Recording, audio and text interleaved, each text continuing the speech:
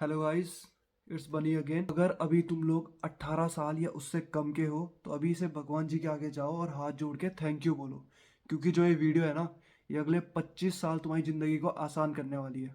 अब टीनेजर्स की बात करते हैं तो यहाँ मैं मोस्टली उन बच्चों की बात कर रहा हूँ जिनकी एज 18 या उससे कम की है, मेनली 13 to 18, या आप मान सकते हो।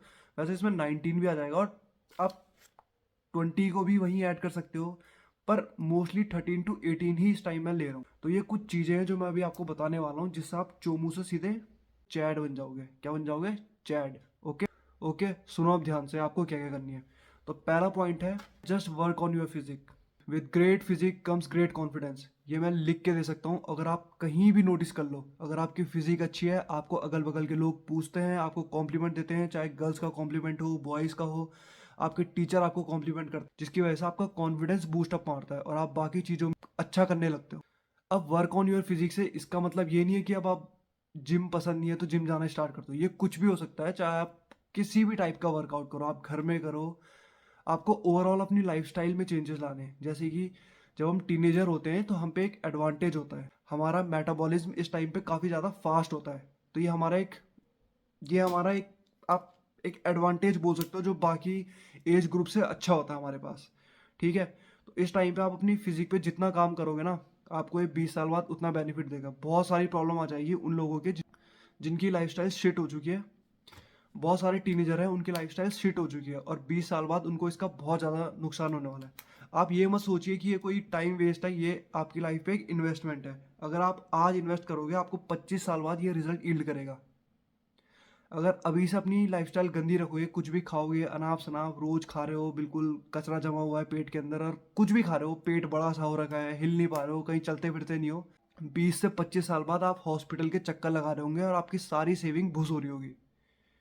तो ये बात ध्यान रख लो। अब आप कुछ कर सकते हो अपनी फिजिक को इम्प्रूव करने के लिए, या तो होम वर्कआउट करो या जिम ज्वाइन कर लो। ठीक है। इसके अलावा आप अपनी डाइट को थोड़ी न्यूट्रिशियस रखो।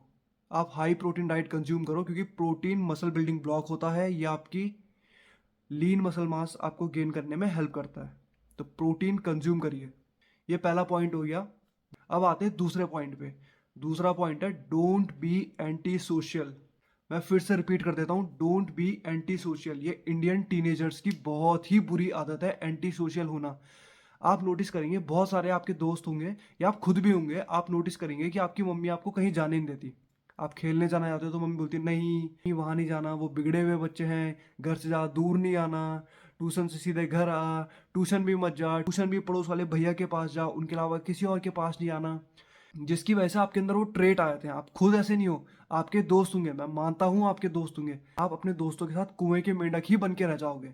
आप एक्सप्लोर करो, अपने फ्रेंड्स के साथ हैंग आउट करो, उनके साथ आप वॉक पे जाओ, स्पोर्ट्स खेलने जाओ। कॉलेज में बहुत सारे फंक्शन होते हैं, आप उनमें पार्ट लीजिए। आपका एनुअल डे का फंक्शन है, आपका स्पोर्ट्स फंक्शन है, आप इन चीज़ों में पार्ट लीजिए। जितना आप इन चीज़ों में पार्ट लेंगे, आप कंफर्टेबल होंगे लोगों के अराउंड। वरना आप हर समय दबने की कोशिश करेंगे, घर में रिश्तेदार आ रहे हैं तो आप भागने की कोशिश करेंगे, अपने कमरे में छुप जाएंगे।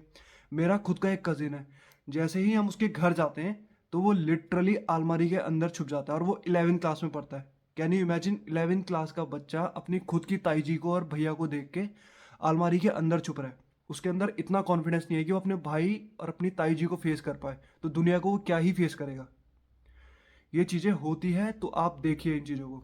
और जितना ज़्यादा आप इन चीज़ों में पार्टिसिपेट करेंगे, आप कुछ भी करिए, आप स्टेज में जाके कुछ बोलिए, आपका कॉन्फिडेंस उतना ही बूस्ट होगा। आप एक दो बार गलती करेंगे, उसके बाद आप सीखे, और ये आपको ज़िंदगी भर हेल्प करने ही वाला है। इसी पॉइंट में मैं एक और पॉइंट ऐड कर देता हूँ, आप अपोजिट जेंडर से घबराइए मत। अगर कोई लड़की आपकी क्लासमेट पढ़ती है तो उसे एक दोस्त की तरह देखिए, उसे कोई एक बंदर की तरह मत देखिए, या कोई एक अजूबे की तरह मत देखिए कि आपको उसको देख के भाग जाना है, डरना है उसको देख के, उसकी मजाक उड़ानी है। कोई लड़की आपको पसंद है तो उसको घूरते रहना है, तब तक घूरना है जब तक कि वो दो चार गाली दे के ना भाग जाए। मुंह के बाहर नहीं देगी, मन में तो देती ही होगी। ऐसा कुछ भी नहीं करना है।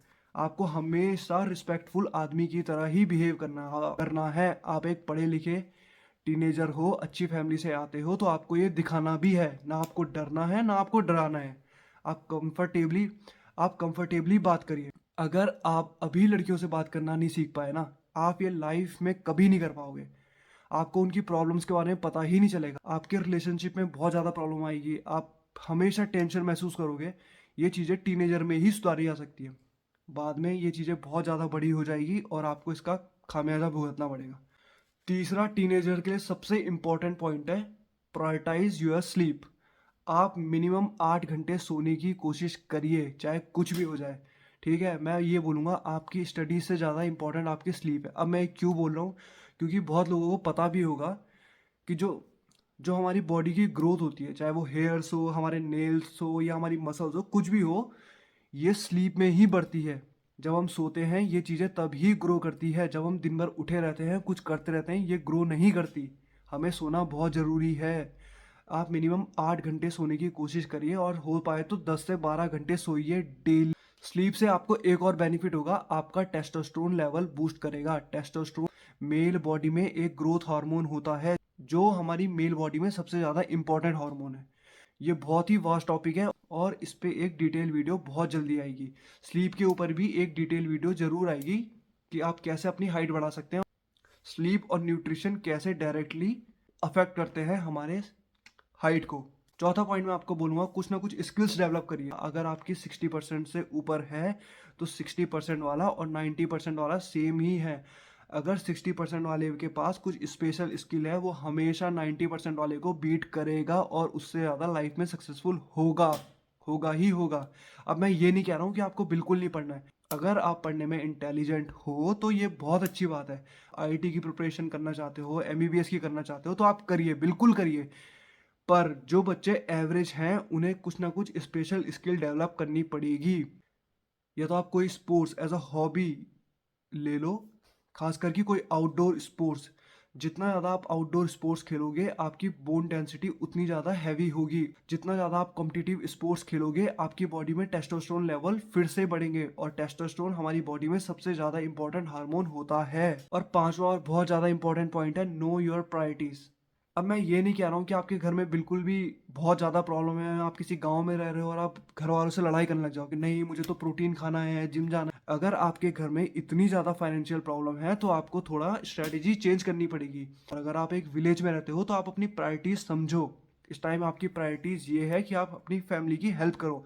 आप पार्ट टाइम कोई जॉब कर सकते हैं, अगर कोई जॉब नहीं है तो आप ट्यूशन पढ़ा सकते हैं अपने से छोटे बच्चों को। ट्यूशन पढ़ाना सबसे इजी काम है। आप 2 घंटे पढ़ाकर छोटे छोटे बच्चों को आराम से 10 से 12 हज़ार कमा सकते हो महीने का, और ये ट्राई करिए, इससे आपके खर्चे भी निकल जाएंगे। अब मैं एक लास्ट पॉइंट बोलना चाह रहा हूँ आपको, डोंट बी शाय। इसका मतलब क्या है कि आप रिस्क लेने से मत घबराइए। अभी आप बहुत छोटे हैं, आपकी बहुत ज़्यादा लाइफ बची हुई है, अभी आप रिस्क ले सकते हैं। जैसे जैसे हम बड़े होते हैं तो हम रिस्क नहीं ले पाते हैं। अगर आपको कुछ चीज़ पसंद है तो आप उसको ट्राई करिए, अभी आपके पास बहुत ज़्यादा टाइम है। अगर आप फेल भी हो गए तो कोई फ़र्क नहीं पड़ता। कोई नहीं कहने वाला कि ये फेल हो गया। आपके घर वाले आपके साथ अभी खड़े होंगे, पर आज से 4 से 5 साल बाद ये कंडीशन नहीं होगी। आपको सिर्फ सक्सेसफुल होना ही पड़ेगा। मैं आपको एक एग्जांपल देता हूँ। जैसे इंडियन पेरेंट्स की ना एक बहुत बड़ी गलती भी होती है। वो क्या करते हैं, वो अपने बच्चों को रोकते हैं, बहुत ज़्यादा रोका टोकी करते हैं। आपने देखा होगा कि वो ना ब्लू कॉलर जॉब को बहुत ही ज़्यादा गंदा समझते हैं। अब आप देखिए, अगर 10th के एग्ज़ाम के बाद आपकी 3 महीने की छुट्टी है तो आप क्यों कोई पार्ट टाइम जॉब नहीं कर सकते हो? आप करिए ना, आप डिलीवरी बॉय का काम करिए, आप किसी रेस्टोरेंट में जाके काम करिए, आपको बिल्कुल सीखने को मिलेगा।